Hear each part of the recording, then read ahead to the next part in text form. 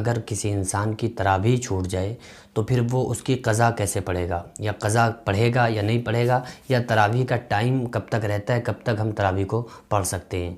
اچھی طرح سے سمجھ لیں کہ ہم عشاء کی نماز کے بعد تراویح پڑھ لیتے ہیں، لیکن اگر کسی دن ہم عشاء کی نماز کے بعد تراویح نہیں پڑھ پائے تو پھر ہم صبح فجر کی نماز سے پہلے تک تراویح کو پڑھ سکتے ہیں، یعنی کہ تراویح کا جو ٹائم رہتا ہے وہ عشاء سے لے کر فجر تک رہتا ہے، سحری سے پہلے تک آپ تراویح کو پڑھ لیجئے۔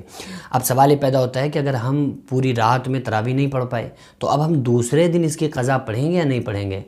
تو دوسرا دن اگر آ جائے گا تو پھر ہم اس کی قضا نہیں کریں گے، کیونکہ تراویح سنت مؤکدہ ہے اور سنت کی قضا نہیں ہوتی ہے۔ فرض ایک ایسی چیز ہے کہ اگر فرض ہم سے چھوٹ گیا تو پھر ہمیں فرض کی قضا کرنا پڑے گی، اگر واجب ترک ہو گیا تو پھر واجب کی ہمیں قضا کرنا پڑتی ہے۔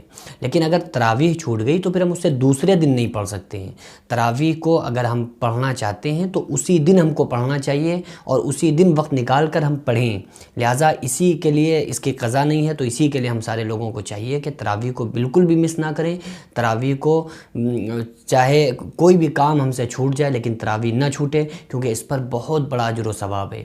بہرحال یہ ہے کہ اس کو ہم عشاء سے لے کر سحری تک کسی بھی وقت پڑھ سکتے ہیں۔ اگر کوئی مصروفیت ہے، مشغولیت ہے، تو ہم نماز پڑھ کے کہیں بزی ہو گئے تو پھر ہم رات میں 1 بجے، 2 بجے، رات میں 10 بجے، 11 بجے تراویح کو پڑھ لیں۔ لیکن اگر اس رات نہیں پڑھ پائے اور فجر کا ٹائم ہو گیا تو پھر ہم تراویح کو نہیں پڑھ سکتے ہیں، کیونکہ تراویح کی قضا نہیں ہے۔ دعا کریں اللہ تبارک و تعالی ہمیں اور آپ کو پابندی کے ساتھ تراویح پڑھنے کی توفیق عطا فرمائے۔